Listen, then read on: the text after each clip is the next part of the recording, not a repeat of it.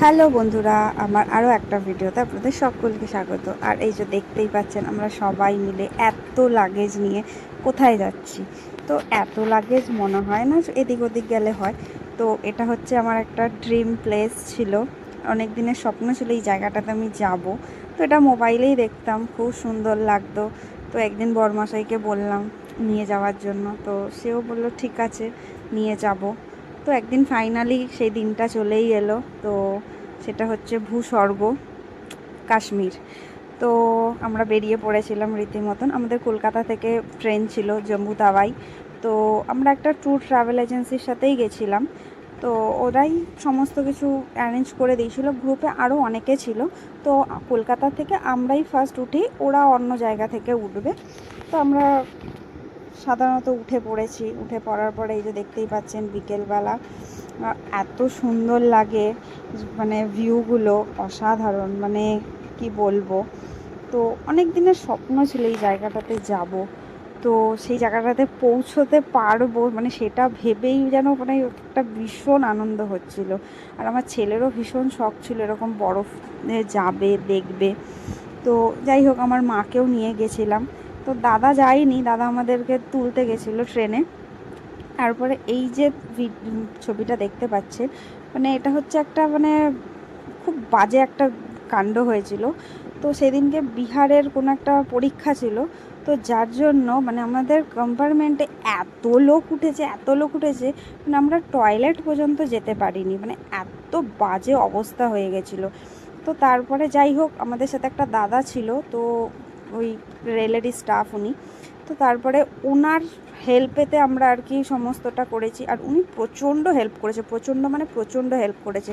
In fact উনি আমাদেরকে চা করে এনে দিয়েছে, রাতের খাবার উনি রান্না করে আমাদেরকে দিয়েছে। উনি এমনকি বলেছে যে ওই কি প্যান্ট্রিকারের খাবার খেও না তোমরা, বাচ্চাটাকে খাইও না, খুবই বাজে এই হয়, কারণ আমরা দেখি।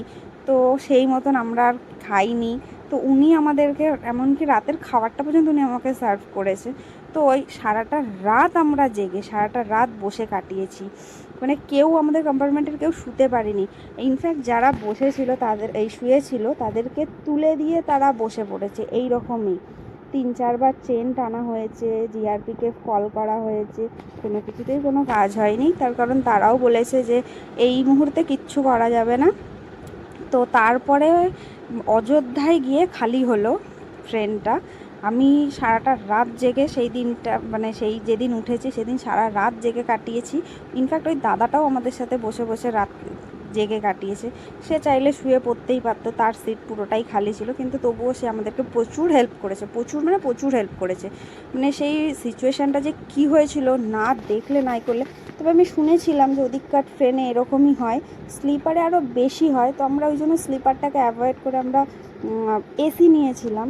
তো এসিতেও এরকম কন্ডিশন হবে আমরা ভাবতে পারিনি। মানে যাওয়াটা হচ্ছে মানে আমাদের একটা সেই কি বলবো মানে বীভৎস একটা অভিজ্ঞতা। তো যাই হোক, তার পরের দিন আমি সকালবেলার কোনো ভিডিও নিতেই পারিনি, কারণ আমি ঘুমিয়ে পড়েছিলাম, সারা রাত জাগা। তো তার পরের দিনকে এটা ভোরবেলা যখন আমরা ঢুকছি, তো সেই মুহূর্তের ভিডিওটা। তো যাই হোক, অনেক অনেক অনেক থ্যাংক ইউ ওই দাদাটাকে। ওই দাদাটা না থাকলে হয়তো আমরা এই জায়গাটা, এই যে সেই দাদাটা, দাদাটা না থাকলে হয়তো আমাদের এতটা মানে এতটা আমরা ইজিলিভাবে ওই জায়গাটা মানে কাটাতে পারতাম না। প্রচুর হেল্প করেছে, প্রচুর প্রচুর মানে প্রচুর হেল্প করেছে। মানে থ্যাংক ইউ বললেও তাকে কম হবে বা ছোট করা হবে, প্রচুর সাপোর্ট করেছে উনি।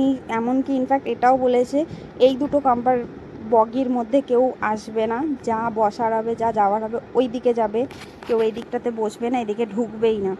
মানে এতটা হেল্প করেছে মানে ধারণার বাইরে, মানে কি বিভৎস পরিমাণে যে ওই জায়গাটাই হয়েছিল, মানে না দেখলে না গেলে। আমি তো যেতেই পারিনি, ওই দাদাটা সাইড দিয়ে দিয়ে দিয়ে দিয়ে আমাকে নিয়ে গেছে, নিয়ে এসছে, প্রচুর হেল্প করেছে। তারপরে এই যে যাই জম্মুতে নেমে আর ভিডিও করা হয়নি। তারপরে এই যে আমরা বৈষ্ণব